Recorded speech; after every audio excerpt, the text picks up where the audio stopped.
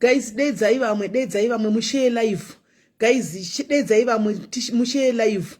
Dedzai vamwe tishare live guys. Nandisina mboona video ene ndabatikana guys. Ndabatikana guys. Tishasvika rini takanyarara. Enough is enough guys. Enough is enough. We are going to speak. Enough is dedzai maZanu PF youth members. maZanu PF youth and men, whatever they call themselves. Let them come here. We want to tell them the truth. Toshka kupi guys tichingo nyarara. These people are bullies. Vanhu veZanu muri maBully. Muri mbgadze vanhu. Muri maBully. You are bullies. Muri kiti dze vanhu. Vanhu veZanu PF. How can you terrorize your elders like that? How can you terrorize only because they want to have Muzimbabwe? Amuna freedom of choice here. Atina freedom of choice here ku Zimbabwe. Why would you beat munhu vanhu 75 years, 60 something years just because vaita chikodzero dzavo, vaita choice yavo ye-CCC? So tinova ngoti amen kune zvamunoda imimi. Fuck off man. Nonsense. ZANU PF baboons dzevanhu. Imimi ma elders ZANU PF, akuru ZANU PF. Why are you keeping quiet? Toda kuona makavarira job sikala. Right now job sikala akavarigwa for a crime that we don't even know up to now. We want to see justice being done. Antika kutora video vachiterrorize machembere. Antika, so why are we having elections? What's the purpose of ZANU PF people Zimbabweans to have elections? Guys, that video must go viral. Antika, that video ngaende viral and my life, share it guys. Share it. This is not correct guys. This is not correct. Kutinoro wero kunzwa waita wachuza party ya unoda. Saka, why are we having elections? Why makaisa dating 23 my elections? Eku votera ani. Already you are terrorizing people. Muriko pinza vanu fear. Muriko pinza vanu fear already. Then we keep quiet guys. Mukanyana na kababiri kenyo terrorize guys. Vanu vacha manikizwa kunisa exit pa singadi. Antika, we are tired. We are tired. Muriko jigamu chiguta imimi. We are living flamboyant lives because the rest vanu vezabwa chitambura. Antika, Zimbabwe, yes, everybody is a vendor. Zimbabwe, yes, munhu wese anongashitengesa. Anotengesera mwe munhu apana. This is not a laughing matter, guys. This is not a laughing matter. Job Sikala makamuvharira because you know very well that he is a threat to you. You know that he is a threat to you, Job Sikala. So makamuvharira kuti kusvika ma-elections ari mukati. And it mukachaja even mukadzi wake. And chika, kana politics zishida isoka. Then that's not correct. Muri vanhu vakuru. How can we vote for you when you terrorize people taking videos like this? Simply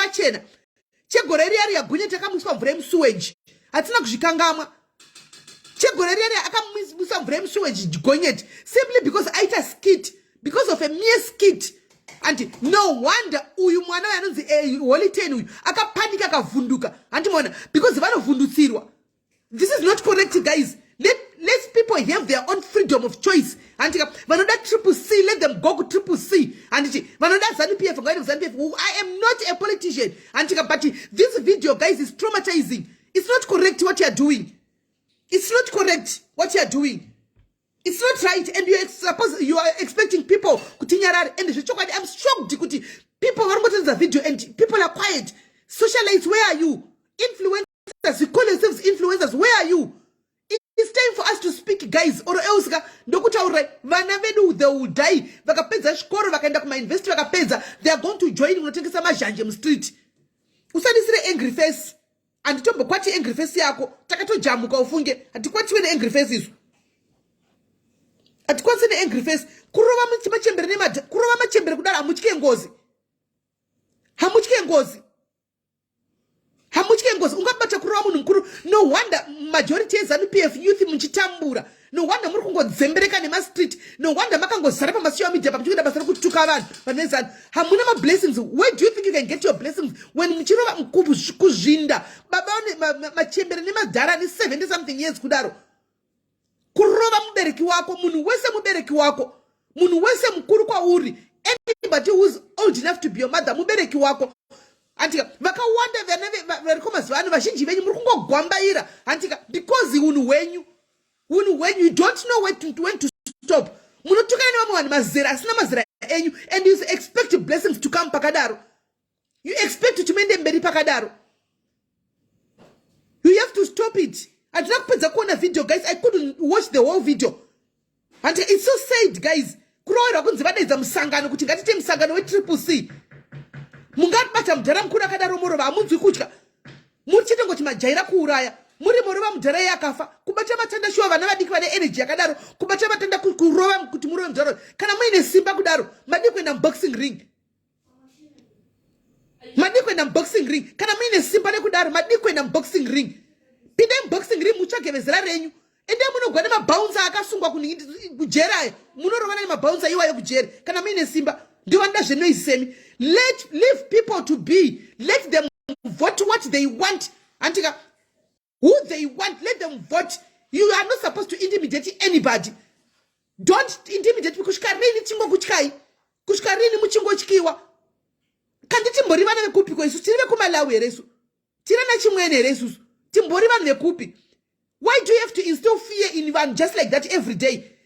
Tonika kutaura isusu tirivana chichupa chenu chakanzi Zimbabwe. Ndiri chizvagwa chemu Zimbabwe. Ndiri mwana mu Zimbabwe. Tochika kutaura just because you go around terrorizing people.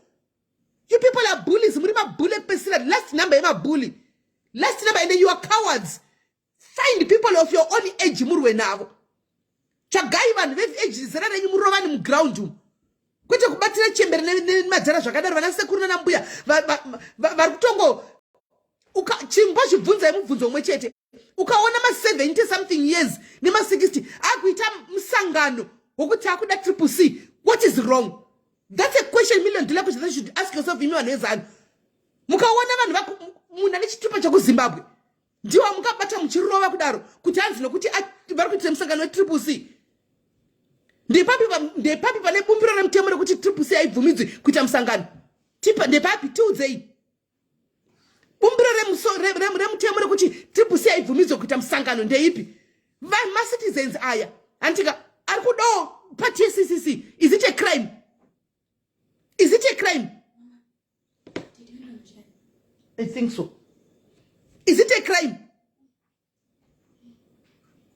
Is it a crime? Varoi vevanhu, muri varoi vevanhu imini. Muri varoi. Come and kill me. Muri varoi. Zvimbwa sungata zvima bridesmaids. Sure, muri kuti road dzamunokwira muchiva muri mubhazi mimi. Road dzimwe chete munondifly here mimi. Do you fly to go to your places from town? Hamu drive nema road makomba imomo. Hamu drive nema road makomba. Mune chicha makambopiwa neZanu PF mimi. Mune mvura inobuda matepu kumba dzimba dzenyu here mimi. Do you have water to flush your toilets? What do you have? Mune price enyu mega mashops here mimi. Everything is hard for everyone ku Zimbabwe. Why do you have to intimidate your fellow mothers and fathers? Why? Why? Mune zvigaro zvezvo amunazvo. Kubvuma kushandiswa. Vamakamboona vakuru veZanu PF vachirova vanhu ndevapi? Vakuru veZanu PF vamakamboona vachirova vanhu ndevapi? Why can you not sit down and think for yourselves kuti hazvisi kuitika kune hakuna imimi povho iri kutambura sesu? Ndimi muri kusura muchitamu muchirovana nevamwe vanhu muchikuvadzana masititumu. Makamboona vakuru venyu vachirova vachiita noise masititumu. They fly every week to come to South Africa and buy their groceries and go back. They fly for medical attention in India. And iwo uchienda kuparenya uchienda kuna mushonga, uchienda kugomo uchienda kuna mushonga, but une simba rekunorova a fellow citizen. Mbuya na sekuru for that matter. Kuvaroira kuti vati vabda triple C.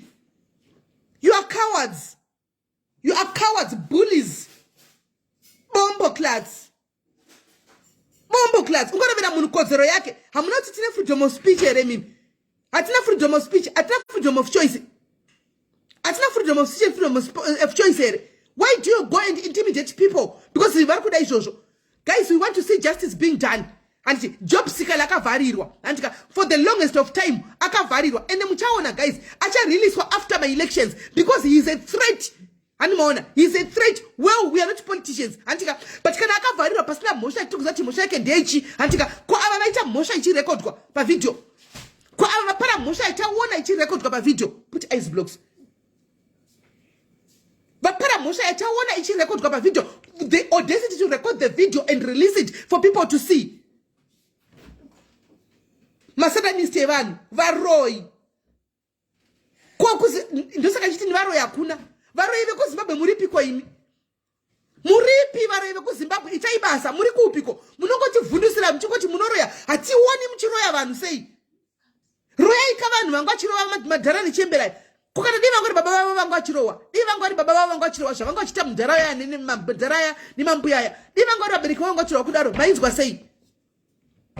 sei takamirira kuona magore rino ati chikuru zviri kuvhurwa twakanzi free education tikuida free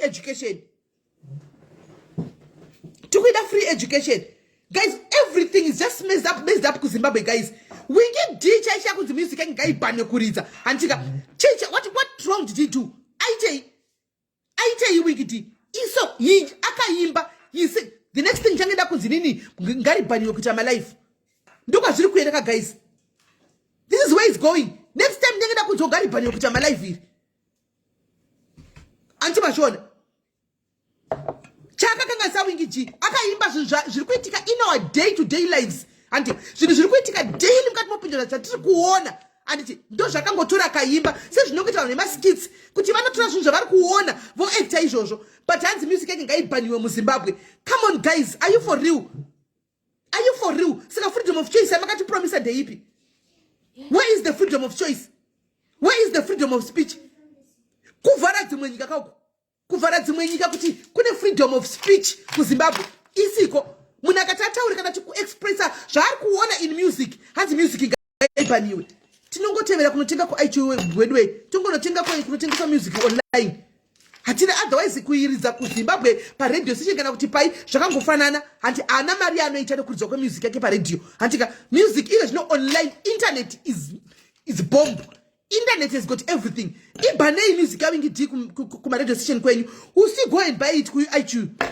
Antika tinongona itenga kwa inotengeswa ku online. Anotera who listens to ZBC? Who listens kuma radio acho ku Zimbabwe? Who?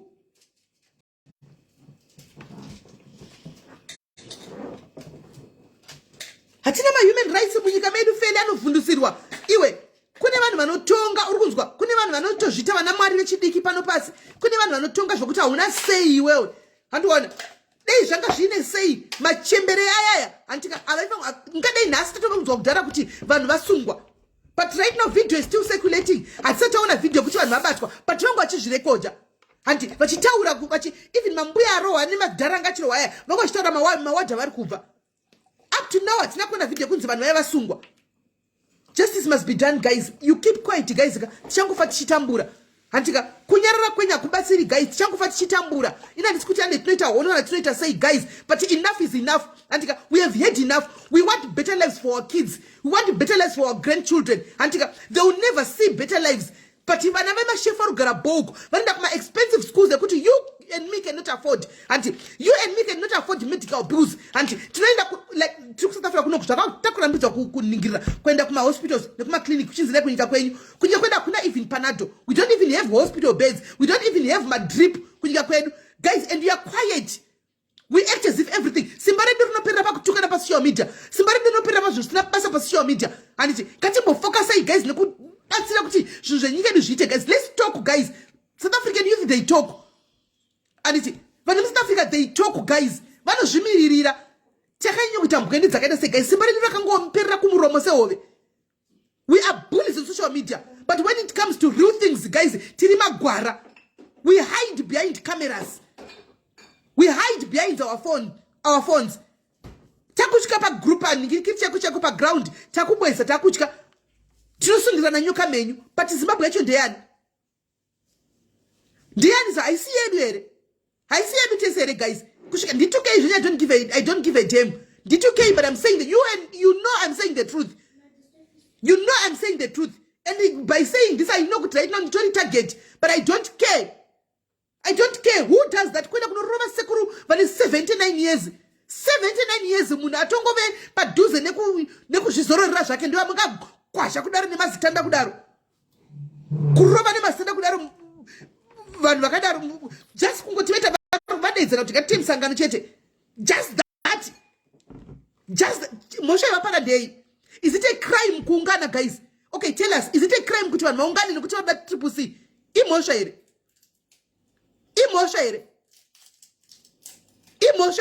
munhukadzi ndashamisika sereki kamukadzi kamuroi kamuhure kakanga kachimbirizika kachitaura kuti he taurai munobva kupi imimi munenge vamwe varoi vari kupi come on like really bitch ena unotengesa zviri kuita vamwe antika siyana nokutedza musangano usina chaunokupa what do you get wakawanda kuzanu pfo une tractor iwe uri kunokwira makombisi evamoko hauna kana bhasikoro hauna kana huku but you have the audacity yekunobvunzana naye mbuya vako nesekuru vako zera rababa vako namai vako kana kuti vadiki baba vako namai vako kunorova vanhu vakadaro hamunyari unyari wakaita sei uchafa uri mbwa uchitambura mungatorekota zvinhu zvakadaro kurekota zvinhu zvakadaro makutokanda kuti zvichevhairira muchirekota zvinhu zvakadaro dei vanga vari mai vako varohwa iwo netripuc dei kuchibvira izvi kuzimbabwe dei kuchizi tripuc yarohwa vanhu dei kuchibvira izvi kuzimbabwe but imi munobvumidza kutonga muchita zvamunoda. I'm not a politician by the way guys, I am not, but ndinotaura pandinenge ndaona ndinyarai pane ndaona ndinotaura nyika makatoranga pamachina uko Zimbabwe yese rangove China face vanenge vanhu vane face dzakadonzeka Zimbabwe yese they are only atina vanhu vane mari dzavo ise kuti they can run those things hatina here maZimbabwe ane mari dzavo vana vevhu kuti they can come and run those things. Why giving them to Chinese? Covid yakabvepi? Covid yakabvepi? Machina anoterrorize vanhu kwavanoshanda vanhu vachabva bhadhari vanhu vanopiwa peanuts antika imi muri kudya nemachina ko the rest vanhu vezimbabwe vana vezimbabwe vodii vari kudya vana vezimbabwe muri kudya muchiguta ko vana vezimbabwe vari kuita sei vari kuita sei guys ngatige kudaro mwari vari kokumusoro kudenga uko ndezvepano pasi zvikudenga hazviko ati muri kunzwa ndezvepano pasi kudenga hazviko vaiveko vaitonga vaifunga kuti havafi andimaona vakadonha kuti kirikiti kasi vakamboiranawo nyika iyi vachifunga kuti hatiperi andi muri kunzwa do right by people itaiwo zvakanaka chinhu itaiwo chiwani chinhu chakanaka chete wani chinhu chakanaka chekungoti vanhu vanotaura kuti but apa takagonerwa.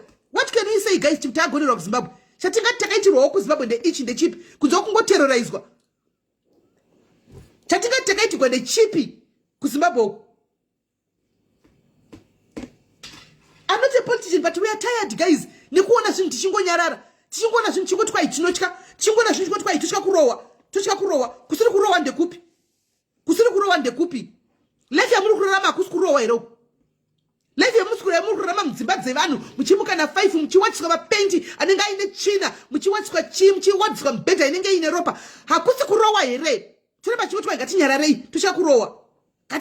tochakurohwa gaizika gore rere wopo chingono akavharirwa kuti kungachaorera munhu anorwara nemauses kuti angachaorera just because ataura mhosva yanga apana ndechi kunofikswa unogara mukati ugofikswa urimo mukati momumai mwana ugozonza una mhosva wafixwa. What is happening to Job Sikala? Everybody is quiet. Job Sikala has been in prison for what? Mhosva yake day and the people who are quiet, you are living our lives normal antika but he ari mukati but he was fighting for you and me airwira isusu tese anditi but takachokangana kuti kune munhu akavharirwa. Guys tanete nokutamba chingonzi kwai mbinga chingoti mbinga kuvanhu kumasocial media uko vachiti flashira zvimariso zvanenge vachipiwa zvinobiwa mari dzegold dzinobiwa kumamaini evanhu kuzimbabwe uko tichingoteverera hanzi mbinga nesimba nezobe ngatikwanei vana vezimbabwe muri kunzwa kwanai vana vezimbabwe mbinga dzamunosona muchiteverera muchitanzi mbinga muchipraisa muchinakirwa muchiucha pamwe murume mukuru ane makumbo 3 rimwe ri pakati makumbo akapo unoona chiuchirira java kuuchirira dhara makakwana here ayo normal makakwana muchivhairirwa nebhutsu kuvharirwa nebhutsu unoona murume mukuru baba nemhuri vachiombera kuti ye kuomberera java muchivhunisirwa nebhutsu zvimabhachi zvimachi nokuti hamuna kukwana kuenda kunouchira mwe murume muchitaridzwa bhutsu iwo unayo bhutsu iyoyo unochivharirwa nemotikari uchipraisa motikari dzeumwe murume vanhu vari kuita basa rekuba mari yenyenyika vachinoishandisa kunzoko muchivhairirwa antimaona muchivhairirwa munenge muchiombera maoko varume vane ndebvu chaiwo munozvitika vana baba kudzimba dzenyu. What kind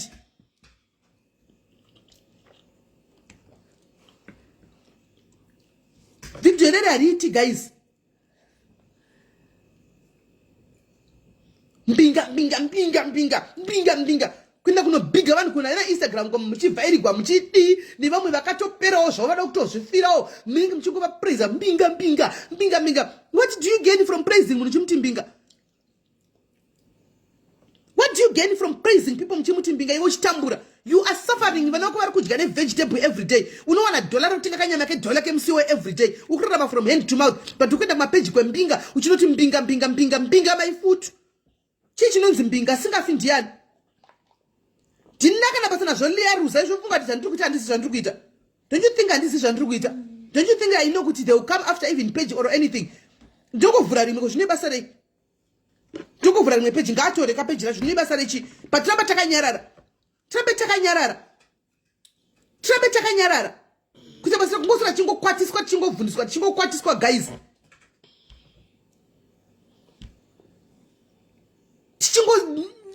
Ameno tichingouchirira guys kusvikira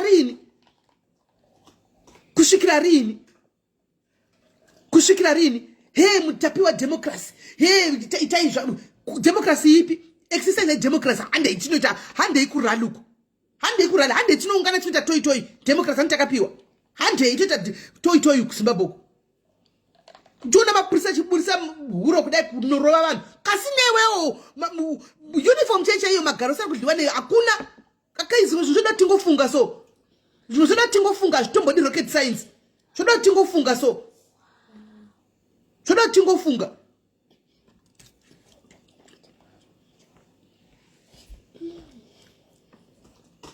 Tanita guys kuitiswa guys. Tanita kuitiswa nini? I'm just standing for the truth guys. I'm not a politician. I'm just standing for the truth. Ndungomira pachokwadi because it's enough. We are tired guys. Ngatimire pamwe chete. Ngatite backup timire pamwe chete guys. Ndizvozvo tichangotaurawo. Ngatirambe tingotaura guys. Hazvibese utinyarare guys. Hazvibese utinyarare. Unotowana murume mukuru the home minister. Hey, Obama wikiti karizobhaniwa kuridzibwa. Echi who listens to Zimbabwe TV? Toinda kunoteerera album rake kuti hatizivi kunotengeswa music yake isu. Tutoiridza wani. Akaimba akambotuka munhu. Akambotaura sare munhu. Akataura zvinhu zvikuitika in our day to day life. Zvaanoona, zvandinoona, zvavanoona. But you want to run away from the truth. You want to run away from the truth. Ndarwadziwa guys. Kurova. Ndarwadziwa. Apa vanhu vachakurova ka vazukuru vavo, zira revazukuru vavo. Iko zvino kuZimbabwe kuna vanhu guys. Ndaenda kurenki nhasi nini. Muri kuzwa? Mabhazi ese kwanza mazara akaita vanhu vari kuuya. Kuno ndo zvavari kutoda kuti vanhu ese vabve kuZimbabwe vaende kunyika vanoshanda muite mahouse girl. Anoona kunyatsovoto zvakanaka musipo. Anoona kana mavoto zvakanaka kusipo haminoti kuri kuziti vote chi just because kuvota kwachona kana vachiintimidate kuti vari kuda kuta zvaroda kutaura havo zvetripusi vari kuda borowa. Saka kuri kuvoterwa chi? Ingoramba ika muchikonje ingokontinyai. Kwalita kontinyua. Kontinyai. Pari kuvote gwei saka. What's the point yekuvota? Ingoramba muchingoti yama muchita. Vanhu vongoitoya vanga vachita. Tinokwa zvokwa elections hey vanhu for what? Because you are intimidating another party. Let these parties be. Regai mapati aite zvaanodawo. Vapei mukana ngazviitwe free and fair. Kana makapenga ngoita free and fair, prove to us kuti free and fair zvechokwadi munodiwa nemajority. Zvabuda musarudzo ndizvozvo. Anti zvabuda musarudzo ndizvozvo. Free and fair. Ngaingorowa zvo. Toza zvabuda musarudzo ndizvozvo chaizvo. Aiwa chokwadi. Tongoita wali continue ndikoko. Vanhu vanziva mabhazi ari kuita kuzara mai mwana chiya nevanhu kuti kuno anobva kuna chegutuko asi kutobopinda nepona gori kwarongadza ringodarika straight kudai akatozara. Vanhu vari kudzoka. Hanimona kuzoshanda mudzimba. Ene ndikuona sekuti mutactical kuti kwa hey Juni hey Home Affairs yemunotika hey tosunga vanhu ka mutactical uri kubva nepaZimbabwe pedapa. Mutactical oyu. It's a planned game here. Rekuti kwa vanhu ngavadzingwe vazodididi kuti vanonyatsotambura munyatso kunoshoteswa musainda kuZimbabwe kunodi.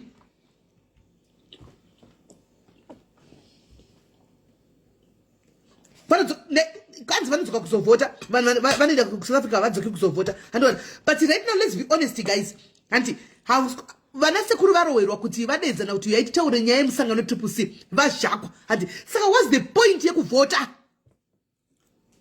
What's the point yekuvhota? Ngative honest guys, what's the point? Because already mabhula vakatogadzira kudhara yakatowina kudhara. Let's be honest guys, tichauya kuzovhota but vakatowina kudhara. Mesi dzacho vakatoita mesi dzacho ndochokwadi chiripo. Vakatoita mesi kudhara guys, hatina kupusa isu, hatina kupusa mesi dzakatorohwa kudhara. Iwawo zidu rinozitafadzwa rinoona hey free and fair kumba kwako. Haiwawo 2023 ED fair. Itai free and fair elections. Itai free and fair elections. Itai free and fair elections. Itai free and fair kumba kwangu tukudi. Iwawo tafadzwa yo gani mbonya sorry tuka ili kupi comment ya uitakuzwa. Iwe takuzwa yo imbo google yo munu guys. Look at the car that you are driving. Takuzwa. Look at the type of a car that you are driving. Takuzwa. Urukwangwaya kuZimbabwe. Ukatenga Honda, wautufunga unatenga motikari. Urukwangwaya tafadzwa unakana roads moja yako hii inotokurumiza kutofa because makombo unongochipinda. Panokuti roti fechi. Inono vota fe yako kanyarara huko. Chisiya iva ni vavota udza vanoda vakanyarara. Munne munhu ngangovhota zvanoda. Period. Munne munhu ngangovhota zvanoda. Kana idi achiti fe ngati fe zviri fe andisika ngati fe zviri fe anditi why beating people, why terrorizing people, why terrorizing people, why terrorizing people? Iwe takudzwa rinoona why terrorizing people. Madiku ngoti muri kuita muri gavana ita yavanoita makanyarara. Why terrorizing? If kana mchizvitemba kudaro, why terrorizing people? Unogara kupi yo tafadzwa? Where do you stay? Where do you stay? Ine face inenge yahangaiwa kuti unge huku iri wari kudaro face yako. Taura zvoti kwadze free and fair kumba kwenyu. Saka muri kuti vanhu vari kuvhotera chi saka? Vanhu vari kuvhotera chi?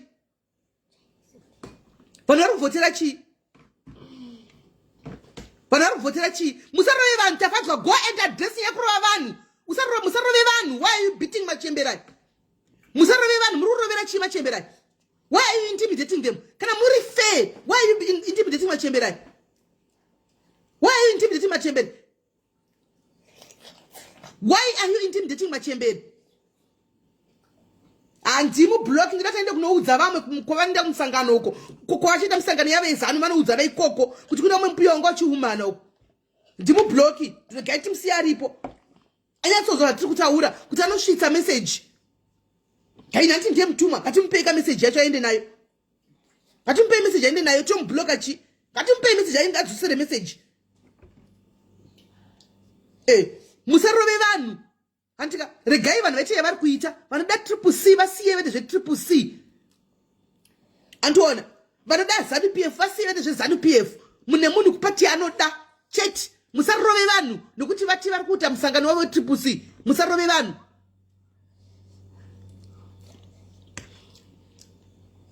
Try video guys. Share the video. Make the video trend. Make the video trend guys. Make the video trend. Kandai kune kuma group ema South Africans. Kandai muti video ni toda kuipa ma journalists South Africa kunoko. Toda kuona kuti munotaura vantaura kuti chi. Ngati ite kuti ifambe video. Hande kuno voter guys. Let's go in numbers. Kuno voter. Hande kuno voter guys. Hande kuno voter. Atisi kumira kwenda uno voter. Hande kuno voter. No one do wedu hande kuno voter and see politician inini. Antika but umwene mwana zazva panoda kuvotera. Umwene mumwana zazva panoda kuvotera hande kuno voter. Guys atisi kuzotuzikwa kumasure. Hande vachizama kuti intimidate vachizama kudi. Antika varuda kutirova vachatiseka but hande tino voter. Hande tino voter. Hande tino voter atisi kumira. Hande tino voter. Mageto youth imi guys nandiko kuZimbabwe nini? Zvandakaona kuZimbabwe zvinohwisa tsitsi. Zvinouzati ndichibvunza vana kuti muri kusora muchiita zvokutamba mapiano kuZimbabwe kuparodhi. Handika chikoro vana vakapedza mauniversity guys. Vane madegree. Vari kusora chitamba mapiano murodhi. Kachiita zvimadance group zvokutamba tichihaiwa tinopiwa $5. Come on guys, muna degree. Kuna na MSU ko University of Zimbabwe. Dandiripo ndaivabvunza inini.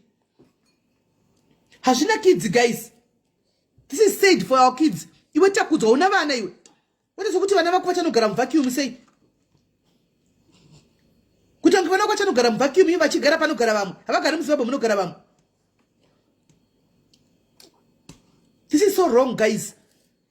It's so wrong. Tora video guys. Ipayo wamwe video yavasina. Video inesai guys. Kandai video kwese. Let's share the video. Tabudzai tinozviziva but tichangonovhota still. If you love your country, we'll go and vote. Tinozviziva kuti vanhu vakaita medzavo kudhara, but let's just go and vote. Period. Let's go and vote. Munoti Mwari havaone here. Munoti Mwari havaone. Asi Mwari nemiwo vedu wetachema vaneZimbabwe vachema. Mwari chitiwiraiwo nyasha Mwari. Mwari Jehovha tiwiraiwo nyasha. Inga vana veIsraeri makavayambutsa 1. Vakazopedzisira vapinda munyika yeKenani 1 Mwari. Mwari vaneZimbabwe vanetsekana Jehovha. Nemachingopindira Mwari. Wona zviri kuitika vana vari kutambura. Mageto youth achazivi akungotenderera. Angopedza chikora kuita zvemusic zvisingabhadhari. Angopedza chikora zvokutamba zvisingabhadhari. Vana vari kudyiwa neshumba vachipinda mumasango kuti vakurisa kuenda kune dzimwe nyika. Mwari makatarisa here Mwari? Takanyotadza nai Mwari takakutadzirai chiko nai Jehovha chisingagadzirisiki. Tiudzei patakatadza Mwari tigadzirise. Tiregerereiwo Mwari patakakutadzirai. Taneta Jehovha, taneta. Taneta guys. We are tired. Mwari ngavachitiona. It's high time Mwari vachitiona guys. Zvanyanya.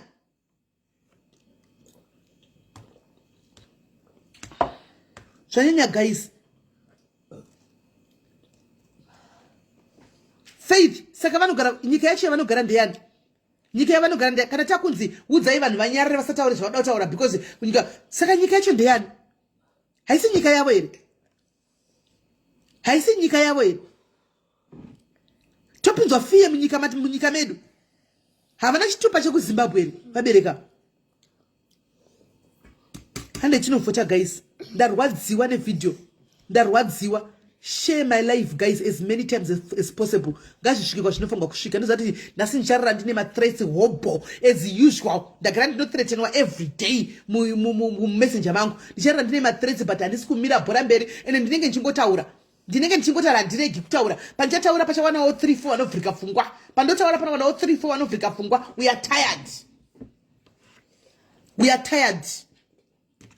Ndochokwadi. We are tired.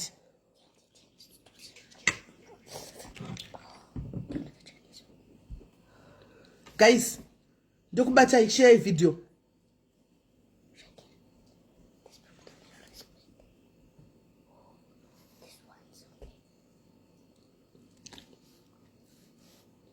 Share video. Iwewe iri rinoita fadzwa zviduzviri kwai simbe dzinenge imi. Ungashandirana nesiwe tafadzwa. Unga isu titori kuno kwatiri titori right. Ungashandirana nesiwe. Ungashandirana nesiwe. Unofunga tikana wakatasana kuti vanhu simbe. Unofunga kuti ungati munhu isimbe munhu anobva kuZimbabwe kushanda mbame munhu achipiwa 2.5 pamwedzi achiendesa vana kuchikoro. Hauna fungwa kama mafungwa ukasiya nabiwe. Ndozvawakaita. Ukana mfungwa ukasiya nabi. Unofunga kuti ungati maZimbabwe isimbe munhu anobva kuZimbabwe kuzoshungurudzwa kunoku South Africa vachishanda mudzimba dzevanhu vachipiwa 2.5 2,500 rands. Asi vana vari kuenda kuuniversity nemari iyoyo. Vamwe vari kutovaka vapedza nemari iyoyo. Then unotaniswa vanhu vanesi vane usimbe. Ukwane iwe. Simbwa. Bye bye guys, look back.